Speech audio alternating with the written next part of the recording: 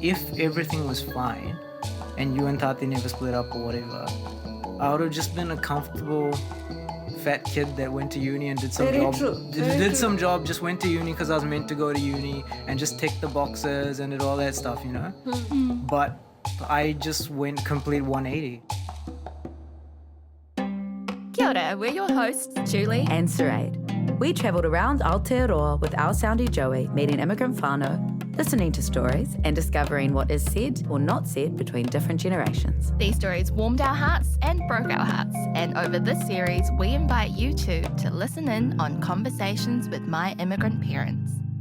This episode of the podcast features the Jayasinghe family, Mum Sushani, older brother Navin, and his younger sister Anique. The Jayasinghe whānau came to Aotearoa from Sri Lanka in 2003. Before coming here, they moved around quite a bit, living in Malaysia for 5 years and in Singapore for a year, before finally settling in Tāmaki. They came with their dad, Sushani's husband, who they refer to in this episode as Tati, but their parents separated in 2007. Anique, who is 29, has recently moved out of home and lives in Whanganui. She works as an arts coordinator. Sushani is 60 and works in admin, and Navin is 30. He lives at home with Sushani and works for the council. So I've got 2 children, Anique and Navin and Anique Jayasinghe. They are like chalk and cheese. Navin's very responsible and very reliable. And those are things I value a lot because my husband and I split up, and then it was always to Navin that I would go and tell him everything. Anique was younger, and I didn't want to spoil her life by my problems. So I used to tell Navin my poor fellow was burdened with all these problems. So maybe I should have spoken to both of them. Anique's very artsy, very sensitive. Oh my gosh, it's just 2 children, blessed with 2 beautiful children, I should say. Just a blessing. I couldn't do without them. My mum's name is Sushani Malkanti Jayasinghe. I'd definitely describe her as a giver. She's really passionate. Like when you go for a walk with her, she just like is fascinated by, you know, a beautiful flower on the side of the road, or so this is beautiful, it's gorgeous. Like so much zest. I think that's one of my favorite things about Ma is that she finds even simple things so beautiful. Like I remember we were driving down the road once and she was like, oh my gosh. We're like, what? And she's like, look at those fruit. Look at that fruit on that tree. Yeah. Our mum was born in, I don't know where she was born, Colombo. I believe she was born in Colombo, She was definitely Sri Lanka. born in Colombo. Sri Lanka. Or maybe was Candy. Why don't we know this? I don't know. I'm pretty sure it's Colombo. Yeah, I'm pretty sure it's Colombo, yeah. Great kids. In 2020, Sushani was meant to go to Sri Lanka to visit her mum, who she refers to as Archer, for 3 weeks, but COVID meant she ended up staying in Colombo for 3 months. So on your 60th birthday, you went to the airport. COVID was around in the world. It wasn't in New Zealand. And you were going back to Sri Lanka to see Archer. Spend some time. There was meant to be 3 weeks, eh? Yeah, I was 3 just weeks. going to come back 1st of April. I would have been here. At that point in time, did you feel like, you know, what were you feeling about going to Sri Lanka? Were you like, this was like, right? No, was I it went for a regret? reason. I went to see Archer. I got 3 months. So it was good. Yeah, I could see how Archer lived and actually what her problems are and all that. And she had someone to talk to. Yeah, she had me to talk to, and it was good. We watched Hindi movies together. Hindi movies? Yeah. I don't know how to watch Hindi movies. Yeah, because that's part of Sri Lanka, Hindi movies. Because TV, yeah. India is so close. What they are kind of Bollywood and stuff comes down to us as well. So, But there are Sri Lankan dramas on television, that she watches as well. funnily enough, we didn't watch any of those. We just watched Hindi movies. I don't know why. So when I went to see Archer, it was good to, of course, see her. And I was also thinking it was really hard to go every 2 years. I have to, save up to go see her. But if she was living with me, it would have been wonderful. living in two different countries is really hard because we are the only ones living here from our family, whereas everybody else is there, most of them.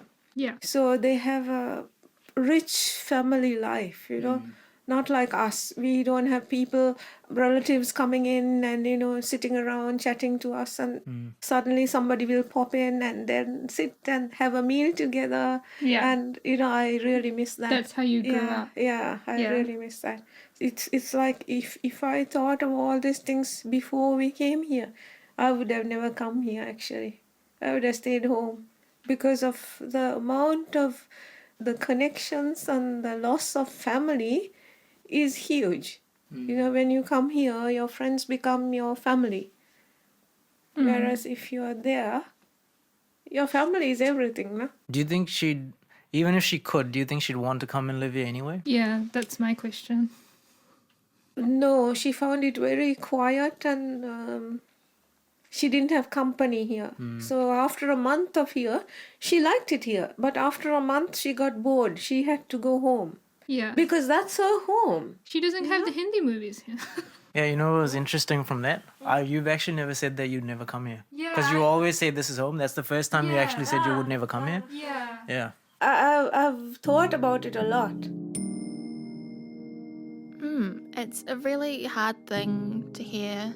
I mean, any immigrant, but especially your parents, say that they wish they'd never come here. Yeah, and you can tell that Navin and Anique were surprised by that, eh? So in this next section, the Jayasinghe family discuss what it was like leaving Malaysia, Singapore and Sri Lanka to finally settle here in Aotearoa. When did we come to New Zealand? So 2003. It was April. I'm pretty sure it was April. I think I was 11 years old or 12. And yeah, I didn't want to move. Because obviously I had all my friends and stuff. I put up a fight before we moved. I didn't even want to go. Yeah. You threw a tantrum? Yeah, I didn't want to go proper. He said, you two guys go, Yeah. and then if it's good. Yeah, but I'm glad now, obviously. But at the time, the first probably 6 months were pretty average. It felt kind of exciting for me. Did it? Because I also thought that it was temporary. Like, I thought we'd be gone for maybe I don't know, 2-3 years. Like, the sense of time was very different when you're younger, right? So you're like, oh yeah, I'll see my friends again. Gosh, yeah. Like, we'll stay in contact, like it's not a big deal. And then it was kind of fun, you're the friend who's leaving and you get your uniform signed, and I still have that uniform. Do you? I think it's in this closet upstairs. It's got all the signatures of all my friends. I didn't realize how big a change it would be, I don't think, at the time. It was kind of exciting for me. Yeah. And then I think maybe you were older through all of these changes from moving from Sri Lanka to Malaysia, and then Malaysia to Sri Lanka to Singapore, Singapore back to Sri Lanka. Maybe you felt like you were just sick of change. Yeah, I think Malaysia was great, right? I loved Malaysia. There's always good memories in Malaysia. Malaysia was just really fun, you know? Yeah. That's where I started playing sports, all that kind of stuff. And then we moved back to Sri Lanka and then we went primary for a couple of years. That was fun too. And then we went to Singapore and that was miserable. That was terrible. Why? It was just hard. We used to get up at 5 a.m. to catch the damn bus to school. Yeah. And then I'd fall asleep in the bus. I just remember being so tired, never wanting to go to school. Then I was in Fat Club, remember that? Because I was fat, they'd make me... Yes. They'd come get you at assembly and make you run around the field. They'd be like, you're in Fat Club. And then... God, that sounds like Yeah. it's from The Simpsons, but it's real life. I don't remember anything from Singapore. I hardly remember anything about any friends. I don't think I had any friends. I had probably You were one small. person. You were I You were remember. 9. You would have Yeah, been 9. I remember hardly anything apart from the apartment we were in, because that was quite different. And then I remember distinctly losing my soft toy off the aircon unit. My soft toy fell out the window, and then I don't know. so there are these random memories, but a lot of it is just a blur to me. I do remember the trains. Yeah, the trains were cool. I remember being in the supermarket and seeing Sri Lankan king crabs in the supermarket. I remember Ma cooking white rice with chicken feet. I was like, what the hell? Because I'd never seen that That's before. what I It was remember. delicious, but I remember seeing the feet and I'd always get freaked out. I remember We didn't eat the feet. No, we didn't. rice. But it was delicious still. Yeah. Chicken rice at with the mall, at the cucumber. food court. Yeah, Oh yeah. my god. And the sugarcane juice in the bags. Yes. Yeah, it was 50 cents for sugarcane juice. Man, that was good. And then there's Hello Pandas. That's when we discovered Hello Panda. Yeah, that's what I remember. Yeah.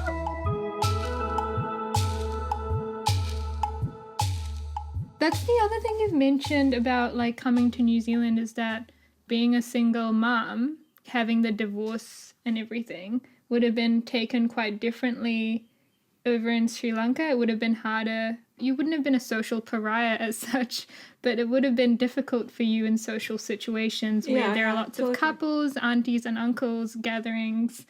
And that cultural people difference. tend to talk a lot. If there's during my time, things may have changed now, but during my time, couples splitting up was taken like a bit of a stigma, and the whole there is always What do you blame. mean? Sorry, what do you mean during your time, like 16 years ago?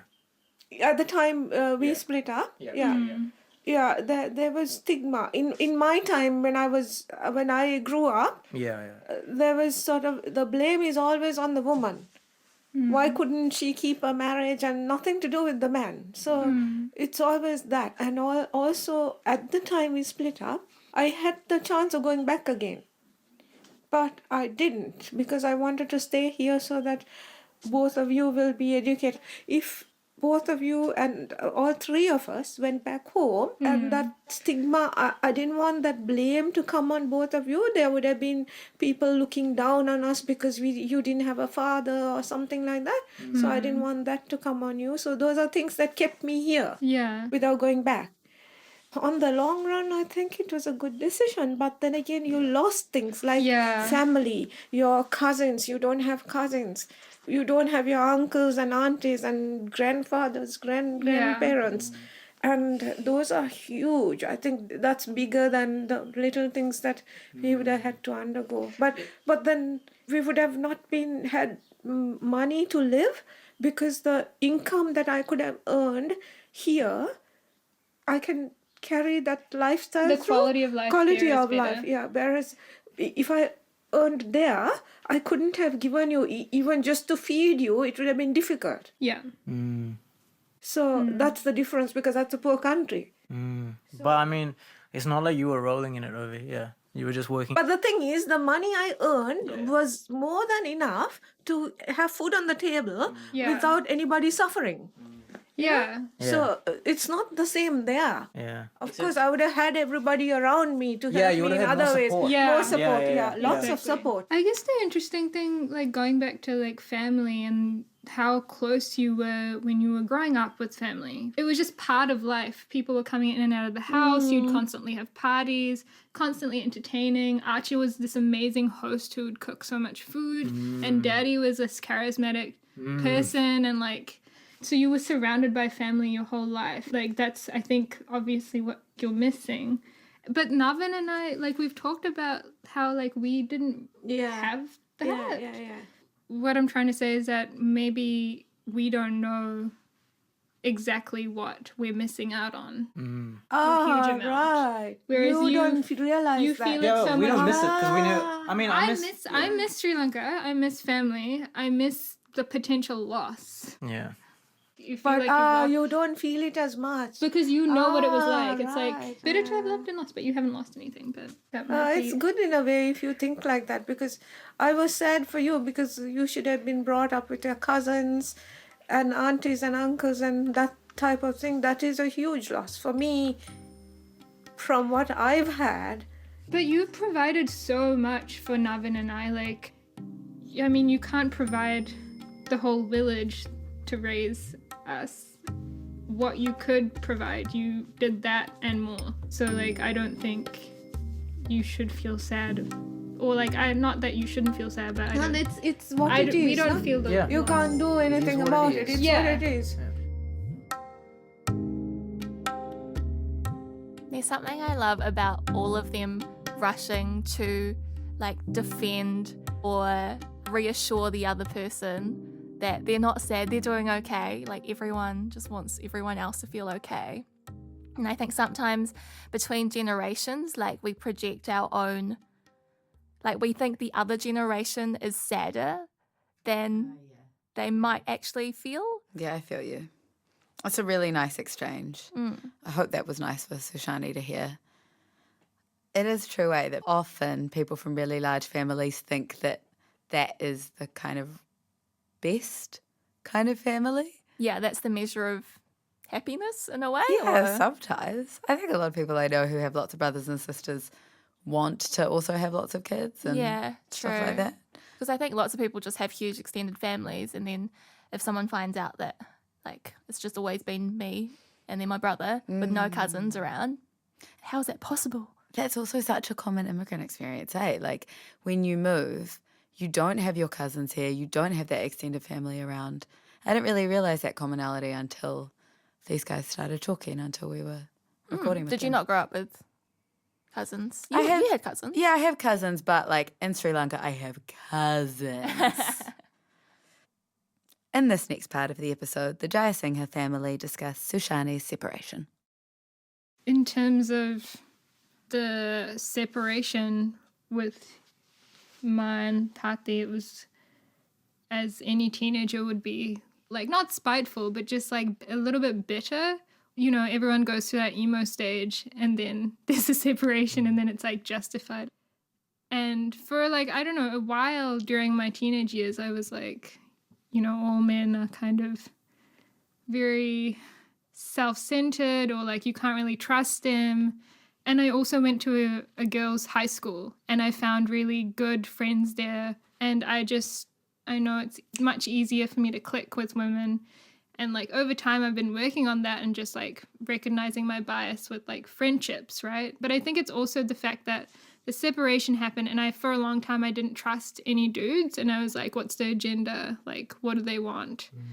I think especially during the times that we had here, I realized, and even through when we were living on Rockfield Road, when Ma was looking for a house, because up until that point we'd been renting, and Ma had been like saving up for ages to get a house so that we weren't giving our money to someone else to live in a house. Ma had this dream of having a house, and you really supported that throughout. And I wasn't really there as much for the family, but I didn't really realize. Because And Navin you was- were younger. Yeah, I was younger, Yeah. and Navin. And we didn't tell you because I didn't want to put all these problems on you. Yeah, Navin was like the person who always took the brunt of the responsibility since Tati left. I really always admired that. It showed me the type of person I want to be. Yeah, it just showed me a different side of there can be men and families who take care of families as well. We got that a little bit with Daddy, our grandfather. Oh, but yeah, a lot. yeah. Yeah.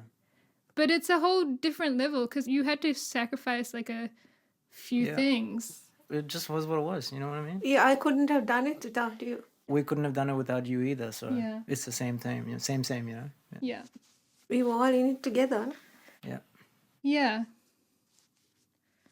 The first time I actually heard about it was when Sarait said it to me on the phone, and I was actually quite surprised. Really? Because, yeah, I don't know you lost your faith in men. I was like, how rude. There are so many reasons not to trust guys, you know? Like, Still, don't forget that. still. Yeah. Still gotta, but I just saw Ma be completely devastated. We both saw Ma like go through that. And Yeah. it's like, why would I put myself through that? But again, like not like, yeah, again, even though I'm not Ma in that situation, Are you still bitter about it? I don't think I'm bitter. It's just I realized that there was some scar tissue there, and part of that scar tissue was just being like, oh yeah, like I really didn't like trust dudes for a long time. And that's because of that. I didn't realize it at the time. I was just involved in my own like life and like what I was thinking about, but you really stepped up during those years, like at Rockfield and even here. Totally. And like I continue to totally do so. agree. Like and like I think sometimes when I'm in Wanganui and I like think of you guys, there's a sense of like I'm not really here as much, you know, Yeah, for you the don't family. need to be here, though. Yeah. Yeah, it's okay. Do what you gotta do. Just do what you Yeah, want exactly. to do. You know? Well, this is the thing. Like you've never been mad about it. Why would I be mad Yeah, about it? exactly. But that's the thing. There'd be people who would be, you know, like, I'm the eldest, I have to do everything. But you're like, it's not a thing for you. You're just like, I'm there, I got it. Like, yeah, sorted. I'm not Like, gonna lie, it's a thing, but I mean, that's just how things felt. It doesn't mean it'll be a thing always or whatever. Do you know? It's Yeah. just, it's a thing, sure. Yeah. But it's not a big deal.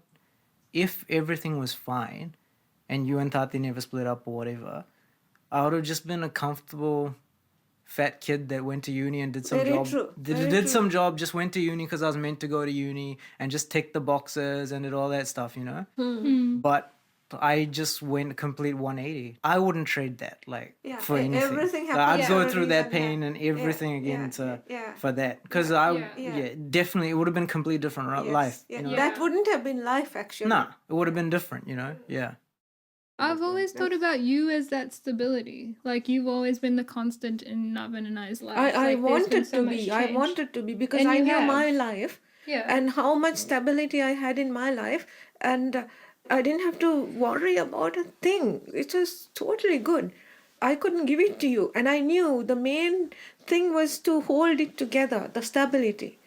Because if I was wayward and I was doing this and that and left you two to fend for yourselves, then what kind of a life would you have? That's something I had to maintain. That is something I knew right from the start. I had to be there for you.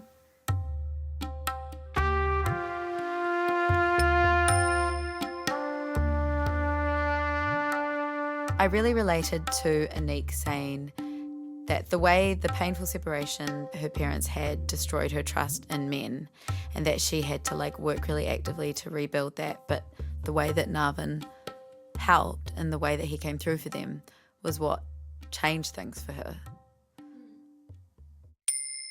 I feel like I really relate to this idea of guilt and burden and family responsibility, because it's just me and my grandparents. Like, I'm the only family member living with them, and I see them getting older and I don't know how to take care of them.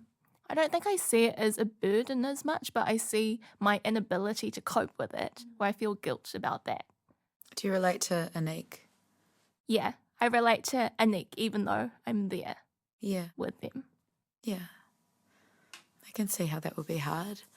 You know, I don't know who is going to be able to teach you those things, and I don't really think anything prepares us for that.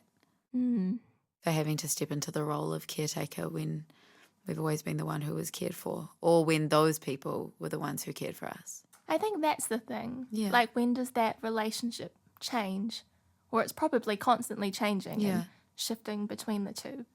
We just don't notice it at first until we really do, or until something drastic happens, like your parents have a painful separation, and it is kind of like one person needs to, and Navin was the oldest, and that's just what he did. This next bit explores how Sushani recovered following her separation. Sushani refers to her mother as Archer. Archie is grandmother in Sinhalese, and she refers to her dad as Daddy. That was a different kind of freedom, actually. Because I As didn't in you could hit on realize. other men. As in you could hit on other men. No, What do you mean? I didn't have the inclination after what happened. No, I felt free because I didn't realize how I had to rely on everything on Tati, or maybe he didn't make it the situation, but it was our culture. Like, Daddy went to work, he brought in the monies, Archer did everything at home. Automatically, my life also would be like that. So it wasn't the same like what Daddy and Archer had. It was totally different. So I also should have been at work, but I didn't. I wasn't at work. So maybe that's the lack of not going to work also didn't open up my mind. Did you want to go to work, or were you encouraged No, I to? was Or bringing it- you up. Yeah. So my whole thing was both of you. Didn't you start work at 17? Yeah. Yeah, mine started work at 17. Yeah, but Yeah. after I got married and I had you, I stopped working. And I stopped working because I just wanted to spend my time with the two of you, to give that time to you. Because if you go to work, you won't have that time. No, the thing is, when I split up, I found that there was so much freedom because I started to drive. which gave me a lot of freedom. Before I waited for Tati to take me here, take me there. I learned a lot of stuff like how to pay your bills, your taxes, your banking, your all kinds of stuff that I never even thought of before, which were all handled by Tati. I didn't have to bother. So Did you so like learning it, or was it like a yeah, lot it was a lot of freedom and opening up my mind, which was very good for me. Earlier, I was in this sort of cocoon, like it was not real life. But I can tell you this: after I split up only, I knew real life. Till then, life was just constantly relying on other people to do stuff for me. Yeah, it was a totally different life. My gosh.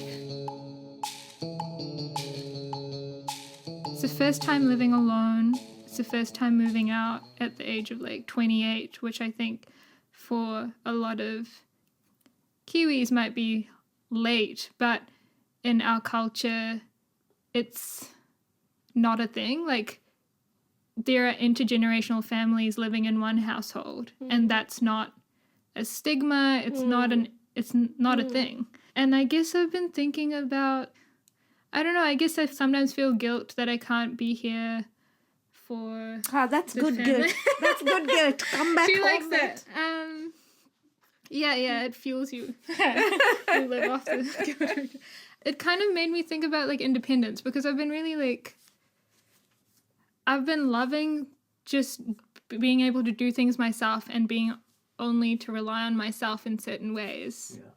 And even going on a road trip by myself felt so liberating. And I know that Ma was a lot of times like, do you have any friends there? Like you can't spend your birthday alone. Like, No, I know you that's the were- way that I was brought up. It Yeah. was always with family around. this you. is- We never went anywhere on our own. I want to feel okay being able to be by myself, and I am in a lot of ways. But I guess I've just been like thinking a lot about independence and then what it means for different cultures. Like, I think in Western culture, it's like almost like a coming of age. In our culture, it's like you get a job, then you're like kind of like an adult. Yeah. But then But you still live at home. Yeah, You yeah, still- exactly. Yeah, So you're- nothing changes. Yeah, you get a job, but you're providing for your family. You know, you're not getting a job for yourself and like moving out and like doing your own thing. You bring home more money so that the whole family can live a better life. So Yeah. it's good and bad also. I don't know, because I haven't lived that kind of life. This is the thing. This is why I want to, because I feel like it's so easy to fall into that thing of giving, because I think all three of us are like people who are listeners and people who give a lot. And it's just nice to have something for myself and have stories for myself and things that I'm working on that are separate. Community is like important though, and I think that's what I realized while I was living alone. Like, it's only been a short time, but I was thinking, you know, independence is great, but it's not all it's cracked up to be. It's not the be all and end all. Like, community is what's important.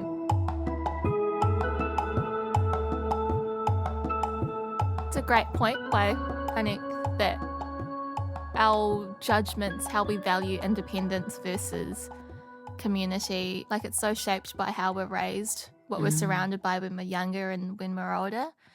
I really think this point about moving out or living with family has a different meaning for immigrant families. Mm-hmm. Like the values that we place on what is the mature thing to do. Like the mature thing to do from a Pākehā perspective is to move out, maybe, for independence. Yeah. So you're not relying on your family, whereas maybe there's this alternate worldview that actually the mature thing is to be there for your family, for your parents, for your grandparents, to take care of them. It can be really hard for kids of immigrants to explain that to their friends who might come from a different perspective, you know, because I think it is seen as a sign of failure to still be living at home in your late 20s. And yeah, we should probably reassess that. Yeah. I mean, I think I always get like a weird sense of, I don't know if it's shame, but there's like a stigma when I say that I'm living with my grandparents. Like immediately I want to justify it and be like, but I'm not living with my mum, but I have to do this for these reasons. Like I want to be on the defense about it. but it should just be a more normalized thing. There's a lot of responsibility that comes with that, I think. Totally. Yeah, I just wish that society had a more holistic view, that intergenerational households were just way more well received, loved, encouraged. I also really like how it feels like Anique came full circle a bit with this. You know, she says she moved out, she wanted to, she needed to, and she's learning a lot, but she's realizing also that community is the thing that matters. Wherever your motherland is, you should never leave it, I think. I think you should never leave it. Okay. Because you'll always be a second-hand citizen in some other country. Your motherland is your own country where you're born and bred. You know everyone. You know the culture. There is nothing strange. What do you mean by second-hand citizen? Like when you're in a country that isn't your motherland? If you're white, it's to assimilate, it's quicker. Yeah.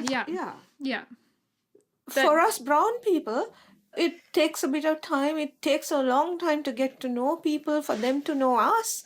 And they expect things from us which they don't expect from their own kind. Like, if we drive on the roads and they say, no wonder, she's brown or something, they say. That's why she's driving like that, you know? They wouldn't say that to their own kind because they've been driving forever, they live here, and because we come here, we have to get used to the roads, we have to get used to where we are going.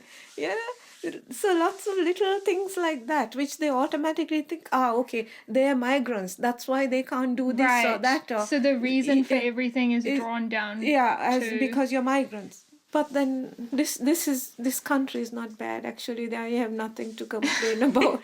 Except there's one day there was this bus driver who closed the doors on me. I was so mad with him. He did it to me twice. And then I looked at his radio, and then he knew that I was going to complain. And then he was very scared, I think. Oh my God. Yeah, after that I didn't get into the same bus. I didn't find the same fellow again. So it happened to me twice, actually. So I was thinking, this fellow did it on purpose, and that's racism. But other than that, nothing to complain about here. This is That's the thing, right? Like, it's a good life here, but it doesn't mean things can't change, like, in little ways. You know? Totally. And, like, the acceptance of other people regardless of their color or the way they talk or the way they dress. You know, all those little things. Like, I guess the word for it is microaggressions, right? People say things that seemingly harmless, but it immediately says that, you're other, you're not from here. Right. Yeah. And it's the thing, like, I guess some people in my generation, maybe we have more of a language at identifying it, like snap and being like, okay, so you just did that. Yeah. Whereas I guess when you're new to a country, it's like, why do I feel uncomfortable?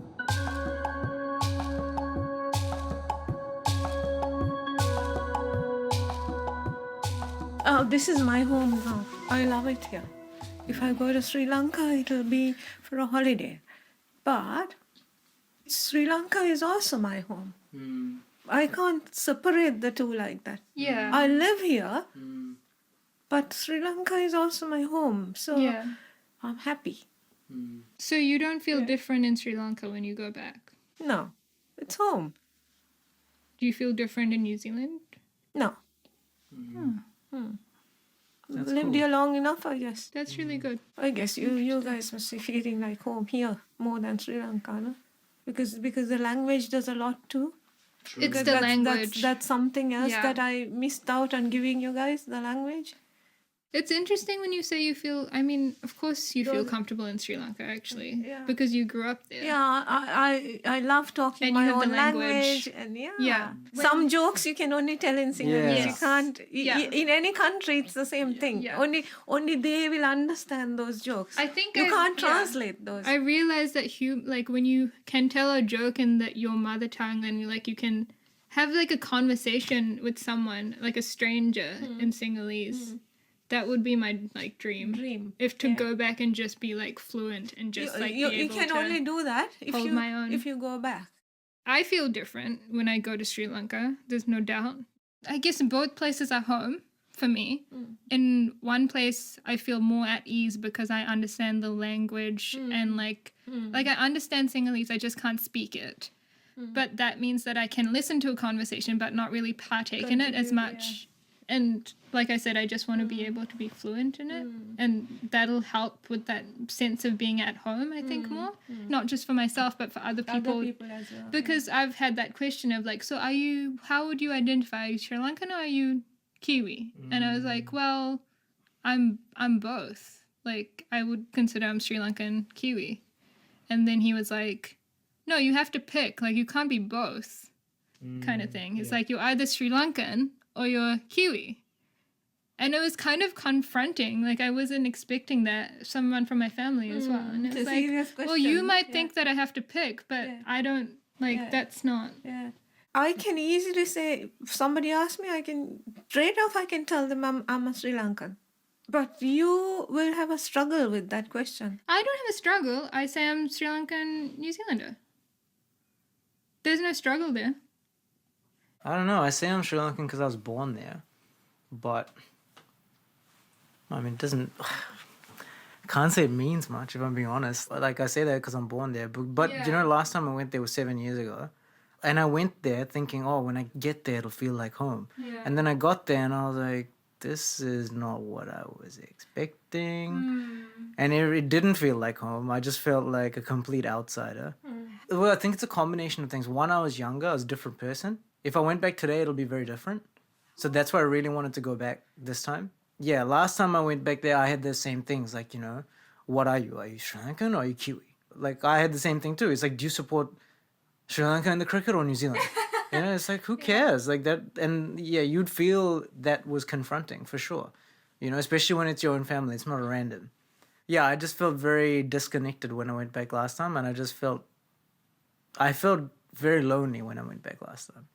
Like I was just by myself and no one understood me. If you went with me, you wouldn't. Yeah, it would have been different. I just felt like no one understood me there. You know what I mean? Yeah. But were you staying with Acha? Yeah, I was staying with the family. You could have spoken to them. Nah, it's different, you know. But anyway, they were great. Like when I was at home, it was fine with them. It was just, you know, it was home. When there are other people in the mix, and it just felt different. Then when I got to the shops, it's like people would know I was not from there instantly. They somehow. know it. I don't know and how they know it. Yeah, it just felt off. Know it. The thing is, I speak Sinhalese. When I go home, they still know that I'm from the outside. I don't know how they know it. I just don't know. I'm talking to them in Sinhalese. So it's very hard for me to actually tell you that, give you an answer to that question, to say what is home. I've been to Sri Lanka for 2 weeks, one time since we got here, so I can't really say, you know. The interesting thing is though that for the longest time you like were so anti going back. It felt like. Yeah, it was. Like I'd been back 3 times. Yeah. For a while I was just kind of confused about like how you felt about it and why you didn't want to go back. I told you though. I didn't go back for the longest time because I felt guilty. I couldn't give them anything of the life I was living. Yeah. Do you know what I mean? I don't want to go back there and just have a holiday there. Be like, woohoo, I'm here on the dollar, party, and then bounce out. Give them some Whitakers and then just leave. Exactly, that's bullshit. So that's why I don't like going back, because for me, I know now it's different. I was younger then, that's just how I thought. Now they just want to spend time with me and that kind of stuff. But back then I didn't want to because I felt so guilty that I couldn't give them any of the awesome life I had. You can't. It's a totally different life. No, but that's the thing. I disagree with that. I think can be awesome as well. Yeah, absolutely. Because if you they ask don't think that way. there, They don't think their life is country. bad. Yeah, I know. And I'm not saying that. But that, like I said, that was back then. Yeah. It's different now.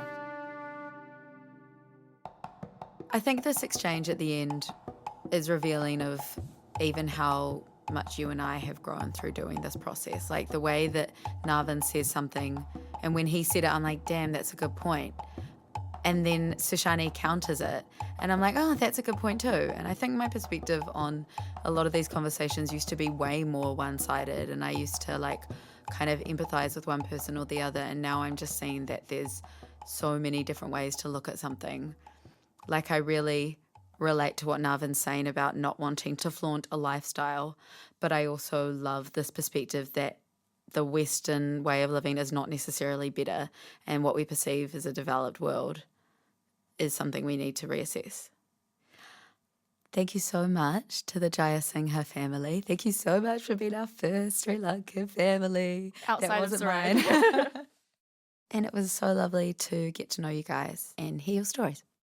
You can check out photos and videos of all our families on Facebook at Where Are You From Really, Instagram at Combos With My, and on RNZ's website. Conversations with My Immigrant Parents was created, produced and directed by Julie Zhu and Sarai De Silva. Location recording by Joey Siasoko.